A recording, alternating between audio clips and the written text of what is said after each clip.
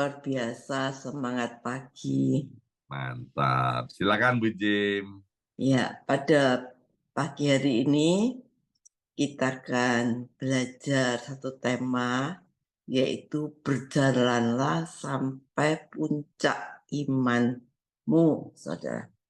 Karena di tengah-tengah pergumulan, kita harus jangan sampai berhenti di tengah jalan. Tetapi kita harus tetap berjalan terus maju menuju puncak iman kita. Saudara, semua orang itu pasti mengingini hidup yang nyaman, tenang, bahagia. Tidak ada orang yang mengingini hidup tanpa masalah. Yang membuat tidak tenang, yang membuat tidak bahagia, yang membuat tidak nyaman, ya. Saudara, semua orang ingin tenang di dalam ekonomi, di dalam keluarga. Saudara tidak ada masalah, tidak mengalami kemiskinan. Karena itu banyak orang yang bekerja keras, ya, rajin, giat, jujur, ya, supaya tidak menyusahkan orang, tidak sakit-sakitan. Jaga pola makan kita, kita olahraga, ya, minum vitamin, ya, supaya kita tidak mengalami masalah pergumulan dengan orang lain. Jaga pergaulan kita harus menguasai diri, ngalah, ya, mengampuni, tidak punya temperamen yang tinggi. Bila mudah tersinggung, temperamennya tinggi, kita hindari semua itu.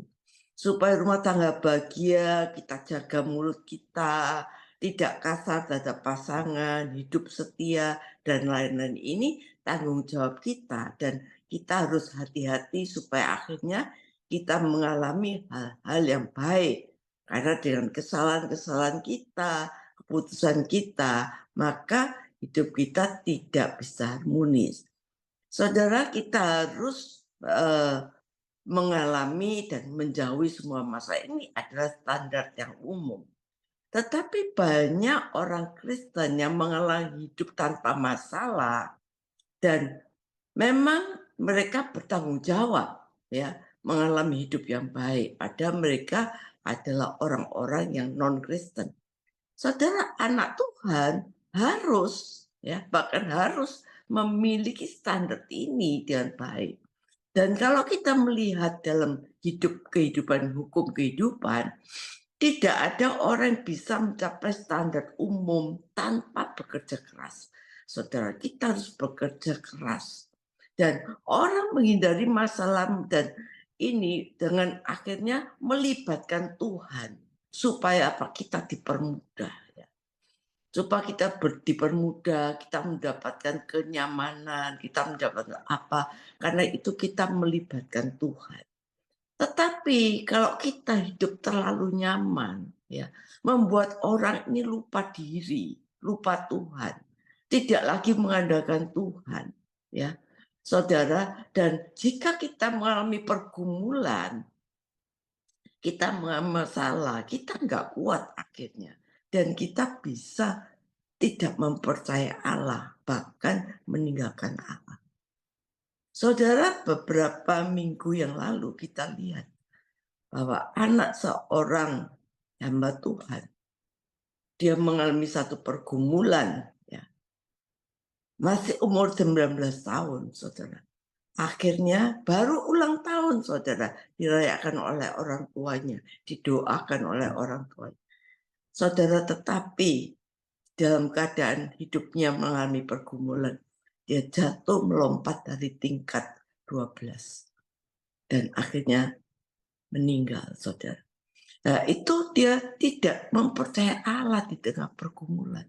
Di tengah pergumulan kita harus tetap berjalan sampai menuju puncak iman kita. Nah, karena itu kadang-kadang Allah sering menggoncangkan hidup kita. Supaya apa? Supaya kita kembali dekat, mempercayai Tuhan, mempunyai hubungan dengan Tuhan dengan sungguh-sungguh. Sampai pada akhirnya yang dikehendaki Allah Bapa adalah kepercayaan kita kepada pribadi Allah. Itu berjalan sampai puncak iman kita. kepada Allah yang tidak kelihatan ini, ya, supaya di tengah-tengah masalah yang berat apapun kita tetap percaya, tidak meragukan Allah. Saudara, kita bisa belajar dari Tuhan Yesus sendiri. Ingatkah saudara apa yang dilakukan Tuhan Yesus ketika di kayu salib? Ketika dia ada di puncak penderitaan, dia berseru, Eloi, Eloi, lama sabachthani. Allahku, Allahku, mengapa engkau meninggalkan kami? Ini puncak dari penderitaan Yesus, di mana dia merasa ditinggalkan Bapaknya. Tetapi Yesus mengakhiri pergumulan itu dengan tetap percaya kepada Bapaknya. Sehingga dia berkata, ke dalam tanganmu kuserahkan nyawaku. Saudara, Tuhan akan melatih saya dan saudara untuk berjalan sampai puncak iman kita yang benar ini.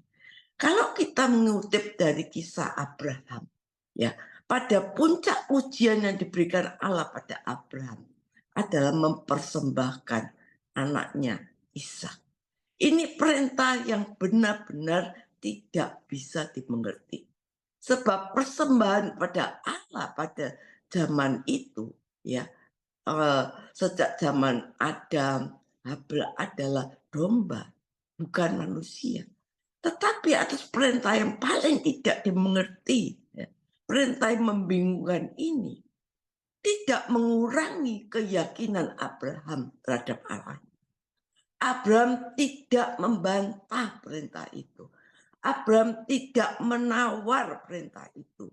Dia hanya berkata, ya Tuhan, yes I do, saya lakukan. Buktinya pagi-pagi buta, dia berangkat dengan anaknya Ishak yang siap dipersembahkan ke Gunung Moria. Walaupun dia tidak mengerti apa rencana Tuhan. Saudara, dan ini tidak main-main. Abraham tidak membawa pisau plastik, saudara. Tapi dia bawa pisau yang bisa menggores tubuh, membunuh manusia, tentu pisau yang tajam. Abraham persiapkan semuanya sampai utusan Allah berkata, berhenti, stop Abraham. Ternyata Abraham dilihat setia. Saudara, kesetiaan kita pada Allah ditandai dengan kepercayaan kita tanpa mencurigai Allah. Firman Tuhan berkata, hai manusia yang bebal, maukah engkau mengakui sekarang bahwa iman tanpa perbuatan adalah iman yang kosong? Bukankah Abraham bapak kita dibenarkan karena perbuatan-perbuatannya ketika ia mempersembahkan anaknya di atas mezbah, sehingga Abraham disebut sahabat Allah. Saudara, setan itu juga percaya pada Allah, tapi setan tidak memiliki hubungan dengan Allah. Nah, hubungan apa yang dikehendaki Allah sehingga kita bisa mampu berjalan sampai puncak iman kita yang benar di mata Allah? Kita harus punya hubungan dengan Allah yang benar-benar sungguh-sungguh, sehingga iman kita benar di mata Allah seperti Abraham mempersembahkan anaknya. Saudara, jelas iman Abraham disertai perbuatan. Iman itu artinya bukan sekedar aktivitas pikiran nalar kita, tapi dalam hal ini seberapa dalam hubungan kita yang Allah kehendaki sehingga kita memiliki iman, ya, yang ideal yang ditunjukkan seperti Abraham, tidak ragu-ragu, ya, tidak berdalih, tapi sungguh-sungguh percaya kepada Tuhan. Kalau Yesus tidak mati di kayu salib, saudara, apapun kebaikan manusia tidak bisa menyelamatkan kita. Keselamatan bukan karena perbuatan baik kita, karena karya Kristus di salib, karena Yesus mati di kayu salib. Saudara, kita harus membedakan iman yang ditulis di kitab Yakobus dan iman yang ditulis di kitab Roma. Saudara, kita lihat kalau iman yang ditulis di kitab Roma itu include dengan penderitaan. Sehingga dengan include dengan penderitaan itu menyebabkan kedekatan orang-orang Roma ini kepada Allah. Kalau kita lihat di dalam Roma 8, sampai dikatakan kedekatannya kepada Allah, walaupun dia dalam keadaan penderitaan, include dengan penderitaan, dia berkata, siapa yang dapat memisahkan dengan kasih Kristus? Aniaya, ketelanjangan, kelaparan, penindasan, kesesakan, bahaya, pedang. Nah, ini semua orang-orang Roma alami. Dan dia berkata, semua itu tidak ada bisa memisahkan dengan kasih Kristus. Sehingga orang Roma pada waktu itu sangat menderita, saudara. Oleh karena engkau kami ada dalam bahaya maut setiap hari, kata firman Tuhan. Mereka dipacung, dibakar hidup-hidup, sehingga Roma itu kota berdarah-darah. Jadi ketika orang Kristen di Roma menghadapi situasi yang begitu sulit dan mengerikan, mereka percaya pada Tuhan.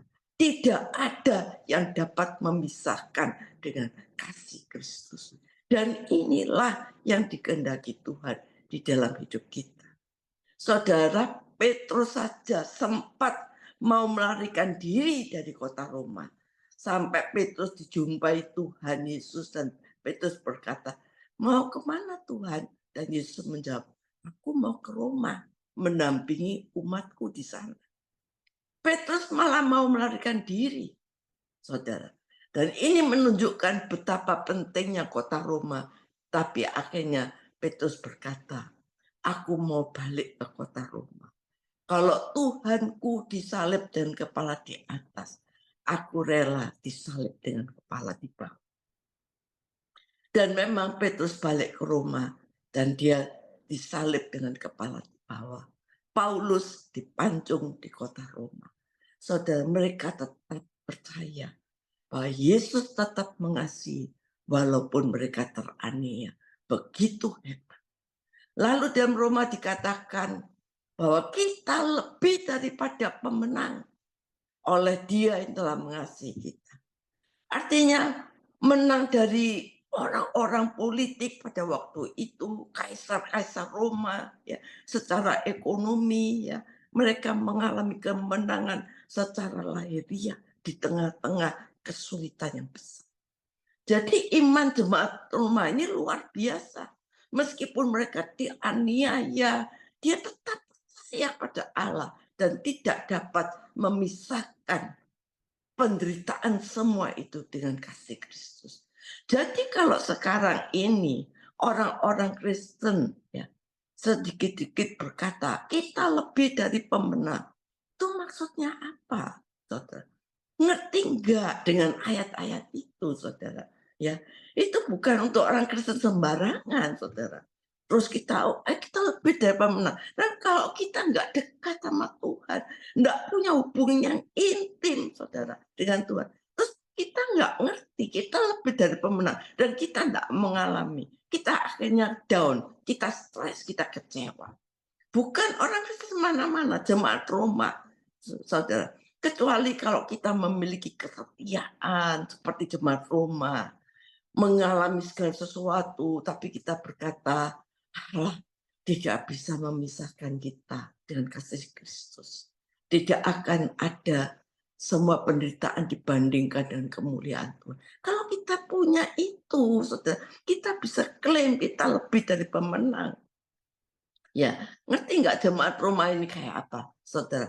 Dia berkata, sebab aku yakin penderitaan zaman sekarang ini tidak bisa dibandingkan dengan kemuliaan yang dinyatakan pada kita.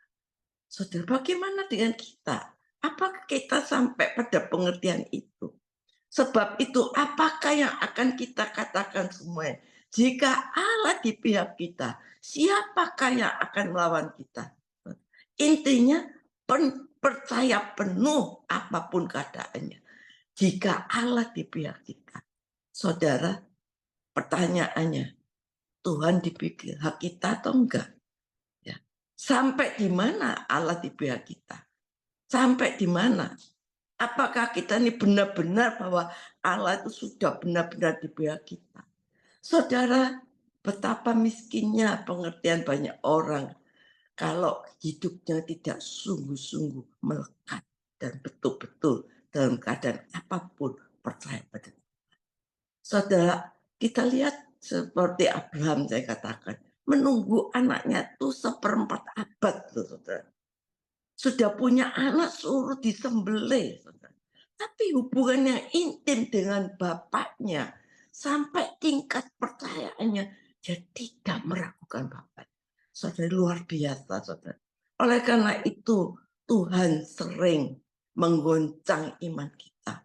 Kadangkala kita ini mengalami sesuatu yang membuat kita gagal. Kita mengalami kadang-kadang ekonomi kita merosot sedikit, ya. Doa kita belum dijawab. Itu melatih iman kita supaya melalui perjalanan-perjalanan hidup kita yang tergoncangkan ini, kita mencari Tuhan. Kita lebih intim dengan Tuhan. Kita mengerti apa rencana Tuhan dalam hidup kita. Saudara, kenyataannya manusia ini, karakter-karakter kita, manusia lama kita itu tidak bisa dibentuk melalui berkat. Saudara, Paulus berkata bahwa ia tidak menyayangkan anaknya sendiri, menyerahkan bagi kita. Bagaimana mungkin dia tidak mengaruniakan segala sesuatu bagi kita yang bersama-sama dengan dia. Saudara, Allah itu nggak bisa dicobai. Tapi Allah itu punya perasaan. Waktu Yesus, bayangkan waktu Yesus berkata, Eloi, Eloi lama sabachthani. Atau waktu Yesus berkata kepada bapaknya, kalau bisa, bolehkah cawan ini lalu daripadaku? Tentu bapaknya ini juga merasa gak tega sebenarnya ya. Tapi bapak sayang kepada kita semua. Gak, kamu harus disalib. Sehingga terjadilah kitab yang dicatat di kitab yang 3 ayat 16, karena begitu besar kasih Allah akan dunia, ia telah mengaruniakan anaknya yang tunggal, supaya setiap orang yang percaya padanya tidak binasa, tapi memperoleh hidup yang kekal. Saudara, di tengah-tengah Yesus itu kita lihat bagaimana kesetiaan Tuhan Yesus teruji. Bagaimana Yesus sebagai manusia seutuhnya. Ketaatannya sampai luar biasa, yaitu kalau boleh cawan ini berlalu, berarti dia dalam keadaan menderita. Saudara. Tapi di puncak penderitaannya, dia tetap percaya pada Allah. Saudara, Bapak di surga itu benar-benar sayang pada kita. Dia ingin kita sehat, diberkati, makmur, Allah bela kita. Siapa yang membela umat pilihannya? Yaitu Allah. Tetapi Allah lebih membela hidup kekal kita. Allah memperhatikan hidup kekal kita yang dimana kita harus bertanggungjawabkan sekecil-kecil apapun perbuatan kita. Saudara, jadi apapun yang terjadi, percaya Tuhan itu tetap menyertai kita. Tuhan itu melatih kita supaya kita punya hubungan intim dengan Dia. Saudara, kadang-kadang kalau kita kepepet, ya kita ini bisa berkata, Tuhan ini ada enggak ya? Ini saudara, kita enggak mengerti. Kalau kita lagi kepepet, kita kadang-kadang meragukan Tuhan ini ada enggak. Saudara, ayo kita percaya Tuhan. Kalau jemaat rumah sampai tingkat ketelanjangan, pedang, ya, ini bukan iman ecek-ecek, saudara. Bukan iman abal-abal. Karena itu dia dibenarkan karena iman. Karena include penderitaan, saudara. Saudara, firman Tuhan mengatakan, kita ini ada di dalam maut sepanjang hari. Saudara, luar biasa penderitaannya. Tapi saudara, dia berkata, kami dianggap seperti domba sembelian. Itu semua di Roma 8. Tapi apapun yang terjadi dalam hidup kita, percaya penting bersama Tuhan. Saudara, oleh itu perbesar kapasitas iman. Perbesar kedekatan kita dengan Tuhan. Saudara, ini sama dengan tertulis dalam Mazmur 73. Sekalipun hatiku dan dagingku habis, lenyap gunung batuku, tetap Allah bagianku. Ini sama dengan apa yang dikatakan Abraham. Saudara, seperti apa yang dialami oleh pengalaman Daud. Daud berkata, apapun yang terjadi di dalam hidupku, aku tetap percaya pada Allah. Kalaupun aku jatuh di tangan Tuhan. Aku berserah pada Tuhan. Kalaupun aku hancur, kata Daud, aku hancur di tangan Tuhan. Itu luar biasa. Saudara, kita percaya bahwa teori-teori khotbah tidak bisa menolong kita. Tapi pengalaman nyata, pergumulan demi pergumulan yang kita hadapi, saudara, akan membuat kita mempunyai hubungan pribadi dengan Tuhan. Jalani terus, saudara, terbentuk sampai kita ini menjadi kekasih Tuhan. Terus seperti kita ingat Abraham, sampai anak cucunya pun diingat Tuhan. Saudara, kita ingat bagaimana penderitaan Yesus. Ayo saudara, kita mau utuh sebagai manusia yang tidak punya kegentaran, kita percaya sepenuhnya. Tuhan Yesus mengalami kegentaran sebagai manusia. Dia mengatakan, Eloi, Eloi, lama sabachthani. Allahku, Allahku, kenapa engkau tinggalkan aku? Dia mengalami kegentaran sebagai manusia. Ini bukan sandiwara, ini sungguh-sungguh terjadi. Tapi dia berserah pada Bapaknya. Dia sampai di dalam puncak penderitaannya. Dia pun sampai pada puncak imannya dan berserah pada Tuhan. Saudara, apa yang terjadi dalam kehidupan kita? Ayo saudara, kita jangan kalah. Kita mau hidup dalam kemenangan. Kita mau berjalan sampai puncak iman kita. Sampai kita mengalami perjumpaan dengan kita. Dan akhirnya kita bisa berserah sepenuhnya pada Bapa. Dan kita akan mengalami kemenangan yang Tuhan janjikan. Amin.